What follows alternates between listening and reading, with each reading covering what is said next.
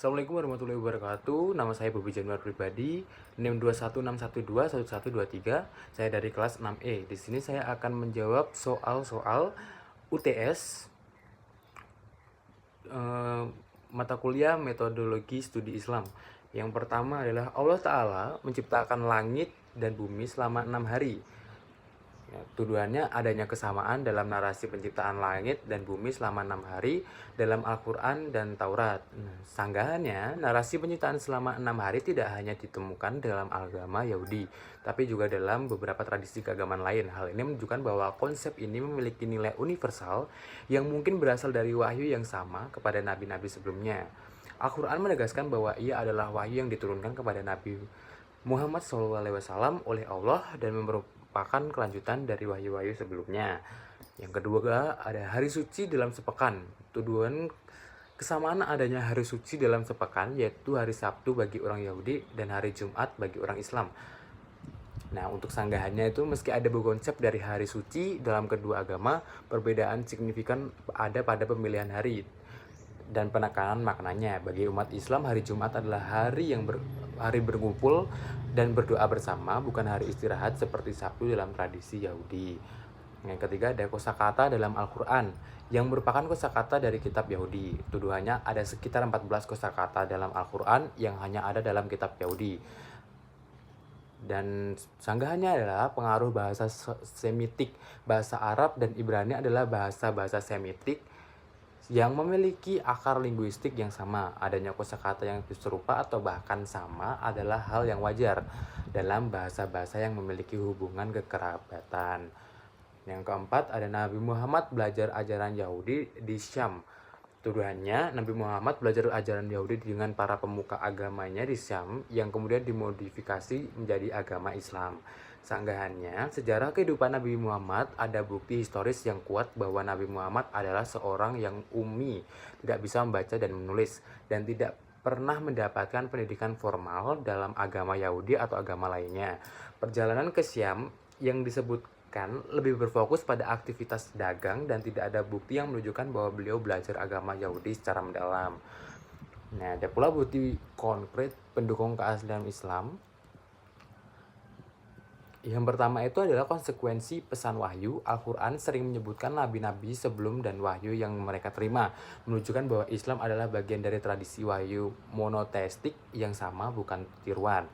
Yang kedua, ada keunikan ajaran Islam memiliki ajaran-ajaran yang unik yang tidak ditemukan dalam agama-agama lain, seperti konsep tauhid yang sangat ketat, hukum syariah, dan ajaran etika dan moral yang komprehensif. Yang ketiga, ada miracle Al-Quran. Banyak umat Islam dan beberapa ilmuwan mengakui mukjizat linguistik dan literatur Al-Quran yang tidak mungkin ditiru oleh manusia biasa, termasuk oleh Nabi Muhammad sendiri.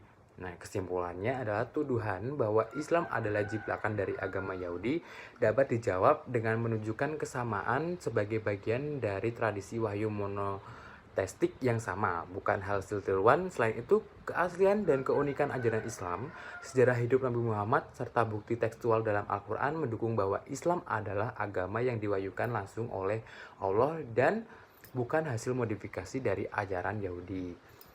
Soal nomor 2, implementasi metode dan metodologi dari skenario ini ada beberapa. Yang pertama, menghubungi tetangga. Kunjungi tetangga dengan jelaskan situasi dengan penuh hormat dan empati. Tawarkan imbalan atau bantuan sebagai tanda terima kasih jika tetangga setuju. Yang kedua, ada persiapan alat. Jika tetangga setuju, siapkan alat yang diperlukan seperti tangga atau alat pemetik buah. Pastikan alat yang digunakan aman dan sesuai dengan prosedur keselamatan. Yang ketiga, ada pelaksanaan. Laksanakan pemetikan kelapa dengan hati-hati. Pastikan tidak merusak pohon atau lingkungan sekitar.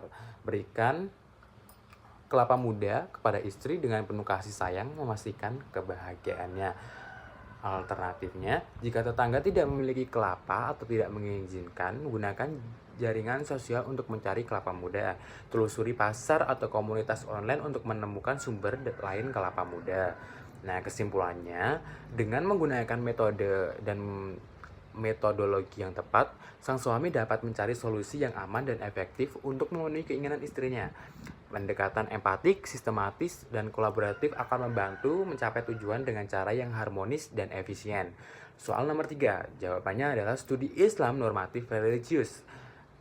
Studi Islam normatif religius berfokus pada ajaran agama yang tercantum dalam Al-Quran, hadis, atau diterapkan dalam kehidupan sehari-hari. Contohnya ayat di Al-Quran.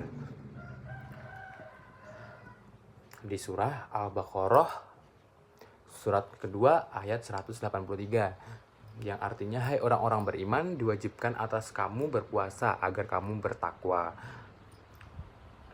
Nah, penjelasan dari ayat ini itu menegaskan kewajiban puasa bagi umat Islam. Sedangkan di hadis Nabi, sholat adalah tiang agama. Hadis riwayat Bukhari dan Muslim. Penjelasan hadis ini menekankan pentingnya sholat dalam kehidupan Muslim di sehari-hari. Nah, yang kedua ada itijad ulama. Fatwa tentang zakat disesuaikan dengan kondisi modern. Penjelasannya, ulama menggunakan itijad untuk menentukan nisab atau perhitungan zakat. Yang ketiga ada studi Islam empiris history. Analisis sejarah dan budaya umat Islam menunjukkan metode ilmiah untuk memahami perkembangan Islam dalam konteks nyata. Contohnya ayat Al-Quran surat Al-Hujurat ayat 13, kami menciptakan kamu berbangsa-bangsa supaya kamu saling mengenal. Penjelasan meneliti bagaimana konsep keberagaman diterapkan dalam masyarakat Islam. Sedangkan di hadis Nabi, tidak ada hijrah setelah Fatu Makkah, hadis riwayat Bukhari. Nah, penjelasannya itu meneliti dampak hijrah Nabi Muhammad terhadap komunitas muslim. Sejarah Islam, penelitian tentang penyelenggaraan Islam di Nusantara. Penjelasannya melihat proses masuknya Islam ke Indonesia melalui perdagangan dan interaksi budaya. Normatif religius menekankan pentingnya mengikuti ajaran Al-Quran dan hadis. Empiris historis memberikan konteks sejarah dan sosial untuk memahami bagaimana ajaran diterapkan. Nah, kesimpulannya adalah menggabungkan kedua pendekatan ini merupakan pemahaman yang lebih lengkap tentang Islam baik dari segi ajaran maupun penerapannya dalam sejarah dan masyarakat. Terima kasih dari saya. Wassalamualaikum warahmatullahi wabarakatuh.